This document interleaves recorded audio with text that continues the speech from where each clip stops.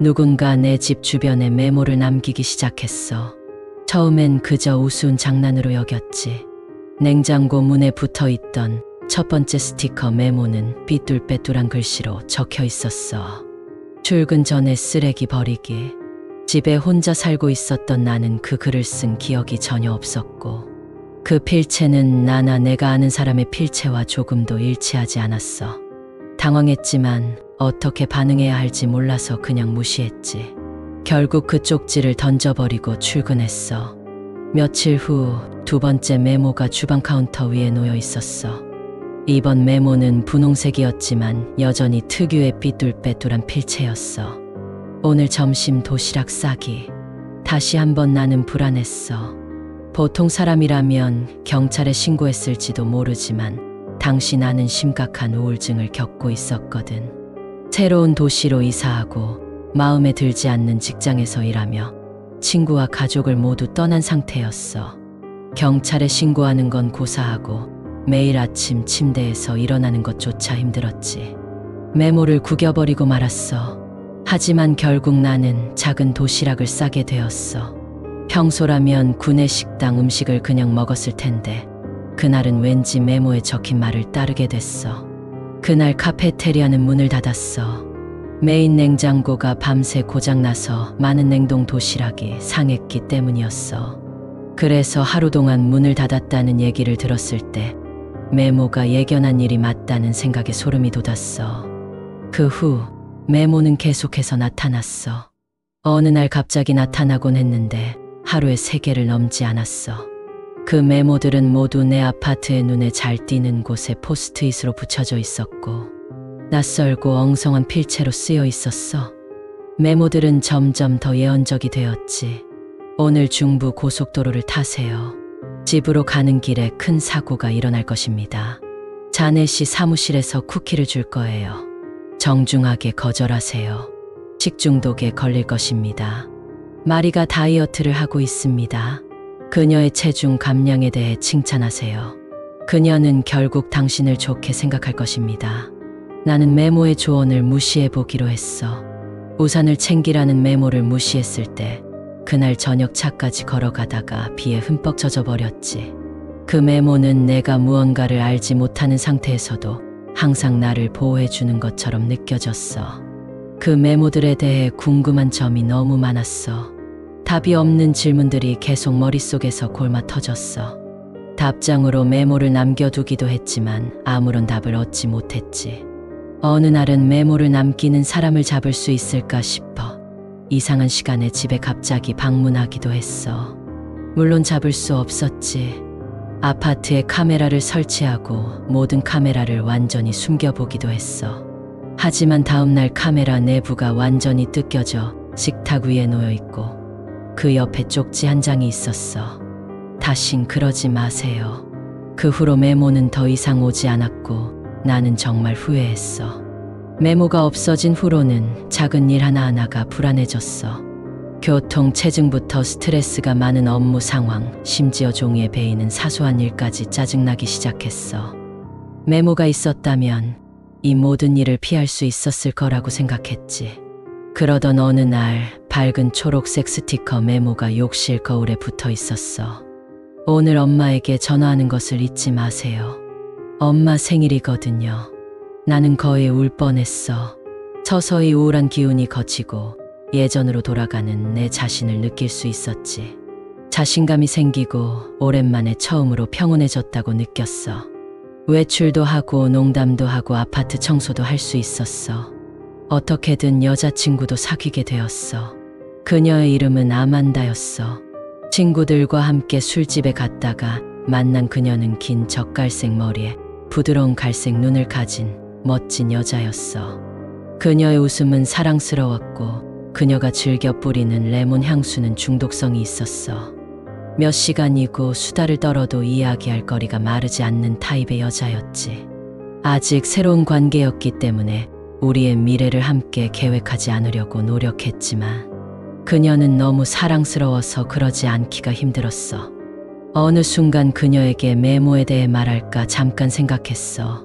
항상 누군가에게 이 사실을 말하고 싶었지만 지금까지 말할 사람이 없었거든. 하지만 그녀가 나를 미쳤다고 생각할까봐 말하지 않기로 했어. 연애 초기에 미쳤다고 생각하게 만들 필요는 없었거든. 게다가 메모가 다시 중단될지도 모른다는 두려움도 있었어. 그래서 당분간은 혼자만 알고 있었어. 아만다는 요리에 취미가 있었고 그녀의 말에 따르면 당신이 먹게 될 최고의 스파게티를 먹으러 토요일에 나를 집으로 초대했어. 실제로 집을 방문하는 것은 처음이라 기대가 컸어. 그날 저녁 데이트를 준비하면서 기분이 좋았어. 행복한 콧노래를 흥얼거리며 아래층으로 내려가 열쇠를 챙겼지. 주방 카운터에는 새 핫핑크색 스티커 메모가 붙어 있었어. 본능적으로 집어들었어. 여자친구를 죽여라. 순간 머릿속이 멈췄어. 한 번, 두 번, 세 번 읽어봐도 단어가 머릿속을 스쳐 지나갔어.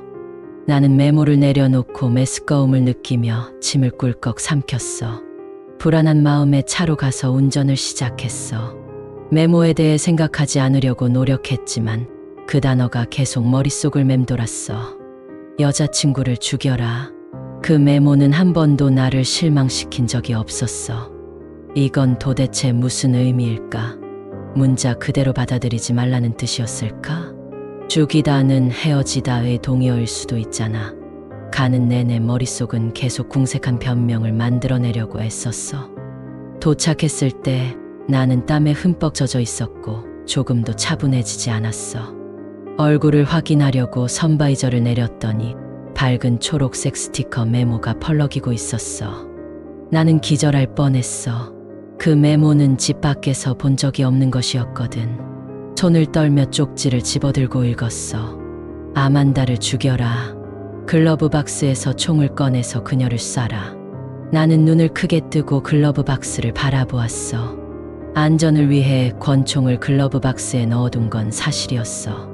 나는 토하고 싶었고 이런 일은 없을 거라고 믿고 싶었어. 이번에도 나는 메모를 무시하고 아만다의 집으로 걸어가면서 그 메시지를 마음속에서 떨쳐내려고 노력했어.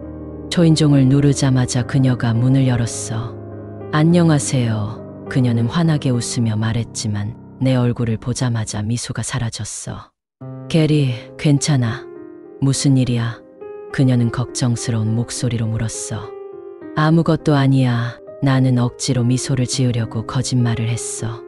글쎄, 사실 배가 좀 아픈 것 같아. 들어와. 그녀가 나를 안내하며 말했어. 그녀의 집안은 귀엽고 가정적이었고 나를 식탁으로 안내하면서 걱정스레 나를 바라봤어. 그러고는 내 손을 잡고 편안하게 주물러 주었어. 스파게티가 싫으면 언제든 다음에 먹을 수 있어. 걱정하지 마. 그녀는 소화제를 줄까 물었어.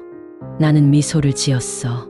단순한 복통에도 나를 걱정하는 그녀의 모습에 다시 한번 사랑에 빠지게 되었지. 가슴은 사랑과 죄책감으로 두근거렸어. 스파게티 익은 냄새가 너무 강해서 괜찮다고 말했지만 방금 만든 스파게티를 다 싸서 버리는 것이 그녀에게 미안할 것 같았어. 난 괜찮아. 오늘 많이 먹지 않아서 배가 아팠나 봐. 스파게티를 너무 기다렸거든. 그녀의 미소가 다시 돌아왔어. 나는 항상 그녀가 무슨 일이든 금방 웃는 모습이 좋았어. 그럼 배고픈 아저씨, 내가 한 그릇 가져다 줄게. 그녀는 주방으로 떠났어. 나는 뒤로 기대어 한숨을 쉬며 주머니에 손을 집어넣었어. 종이가 구겨지는 느낌이 들었어. 젠장. 오른쪽 주머니에서 종이를 꺼냈어. 의자를 들고 그녀의 머리를 내리쳐라. 나는 오른쪽 주머니에 쪽지를 다시 넣으면서 호흡을 조절하는데 어려움을 겪었어. 왼쪽 주머니에서도 종이가 느껴졌고 이번엔 그걸 꺼냈어. 그게 2장의 쪽지라는 걸 깨달았어. 떨리는 마음으로 첫 번째 쪽지를 읽었어. 스파게티를 먹지 마세요. 약에 취할 겁니다. 게리, 그게 뭐야?